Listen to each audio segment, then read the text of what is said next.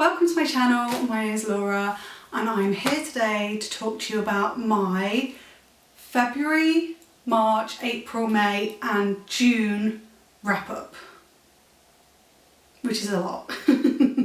So it's been a long time since I filmed a wrap up. The last one that I posted was in the middle of February and that was just January and I was late with that one, and it's now almost the middle of July, but I don't want to wait any longer. I just want to get one posted and get it up because I've completed a few games, not as many as I would have hoped to have completed over that long period of time. It's been 5 months and I've only got a few games to talk about, but I'm just going to have a chat about the games that I finished and then I will do the games that I've bought during that period in another video for my Beat the Backlog Challenge update. Although I played quite a few games in February, I didn't actually manage to get any quite over the finish line, so all the first lot of games that I'm going to talk about were all during March. The first game I'm going to talk about that I completed in February is Theatrhythm Final Bar Line on the Nintendo Switch. I loved this game, I'm still playing it at the moment. I rolled the credits for this one on the 5th of March, so quite a long time ago, but I'm still playing it intermittently. This is a rhythm action game where there's 3 different types of levels that you can do, and they all have slightly different setups for the controls.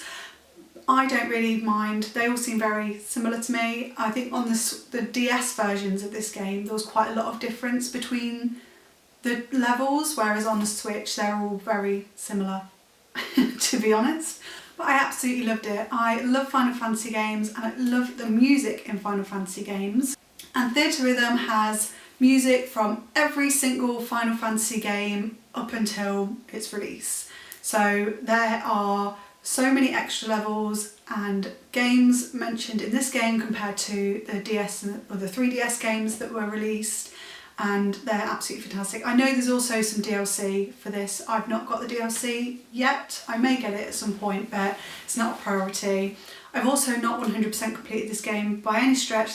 There is so much content within the Theatrhythm game and it's hours and hours and hours of gameplay. You really get your money's worth with Theatrhythm Final Bar Line, and I loved it and I'm still loving it and I'm still playing it and it's absolutely fantastic. So then I had a bit of a roll I was on, because on the 5th of March I completed A Little to the Left. This was one that I had seen when it was sort of pre-release in the Nindie Directs that they brought out, and it looked fantastic and I really didn't get it on release, but I was very tempted, and then I saw it go on sale, picked it up and just started playing a couple of levels before bed. It was a very relaxing game to play just before settling in for the night. You know, rearrange things, get things in the right order, which was great for my brain, you know, just give my brain a good scratch before I went to sleep. So that was fantastic. So in A Little to the Left, it reminded me a little bit of Unpacking, and I think a lot of people have made that comparison. Whereas with Unpacking, you can put the items wherever you want to in the room, so long as they fit. Although there were some things you had to put in certain places, as I recall. With A Little to the Left, there is a correct answer, and there is the correct way to put the items, and I just found that very satisfying. Some of the levels were really tricky and it took me a while to kind of figure out what was going on. One in particular I remember about leaves on the plant, and you had to pull the leaves off but then they would reappear after a short period of time, and it was sort of like, well, what do I pick all the leaves off? So you go around trying to pick all the leaves off, but it wasn't that, and then it was sort of like, well, you know, what the hell is it? You kind of trying to figure out what almost the game wants from you, which was a little bit frustrating on some of the levels, but overall I found it to be really satisfying. The ones where you're sort of arranging the drawers into the right shapes for all everything had a little place that it needed to go.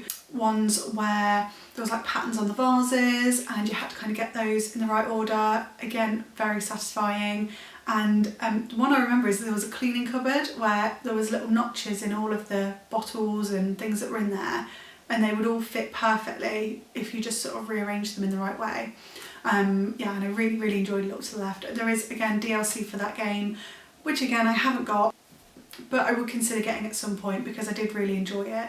I'd also feel like it's got a lot of replay value. I feel like because there's so many levels, you could quite easily go back and replay some of those and you'd still get quite a bit of enjoyment out of it, because it's not like you can remember kind of exactly where to put everything all the time, if that makes sense. It would just be satisfying to play that through again, in the same way that you get satisfaction from cleaning a drawer out at home, and then in a couple of months' time it's a mess again, and you just go through and repeat the whole exercise, and it's just as satisfying to leave it clean and tidy behind you as it was the first time. So yeah, I was a real fan of A Little to the Left, and more games like that, please. And then Kirby's Return to Dreamland Deluxe was coming out, and I still hadn't finished Kirby and the Forgotten Land, so I absolutely haul-assed myself back to Kirby and the Forgotten Land and finally finished it. So I completed that game on the 12th of March. But yeah, I went back, finished Kirby and the Forgotten Land, really enjoyed it. What happened there was I got stuck on one boss. It was like some kangaroo, I think it was a kangaroo, and he was like rolling around dancing,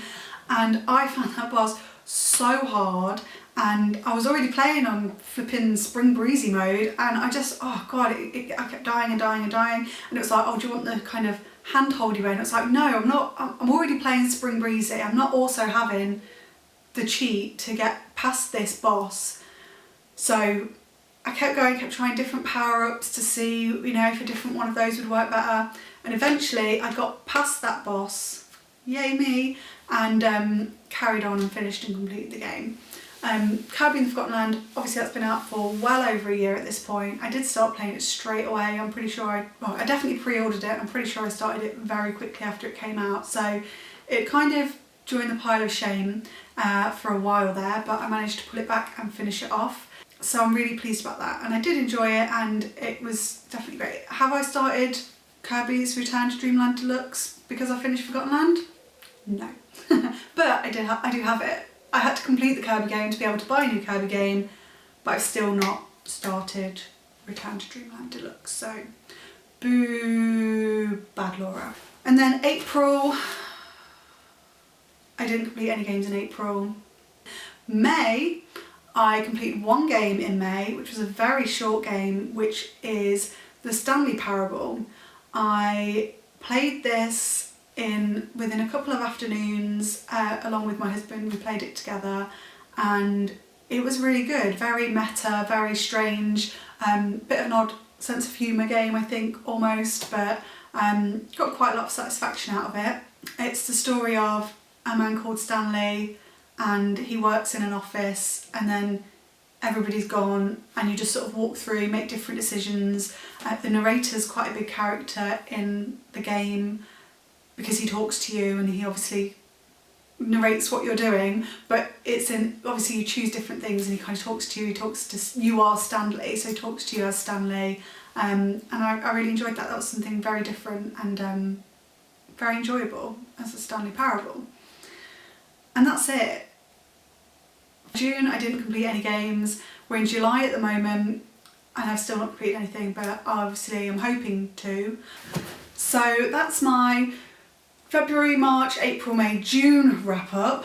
Just 4 games. I always have an aim to beat 50 games in the year, and that is so impossible at this point. But I have enjoyed everything I've played. I don't think I've played a single game, even the ones on my pile of shame, I don't think I've played a single game that I've not enjoyed this year. So I would still say overall, so far, it's been a good gaming year. But I am going to end this video here because I'm starting to ramble, so we don't want that, do we? I'm always interested in what games you've been playing. Usually, obviously, this is something that I aim to do monthly, but I'm just massively failing at it. So let me know the games you played during June, if you completed them, if you enjoyed them, if there's any that you've put on your own personal pile of shame, and I would love to talk to you about that in the comments. I'm always looking for recommendations because despite the fact that I hardly ever complete any games, I'm always looking for more games to buy. And yeah, thank you for watching. If you clicked the video, if you stayed to the end, thank you ever so much, and I will be back with another video very soon. Bye!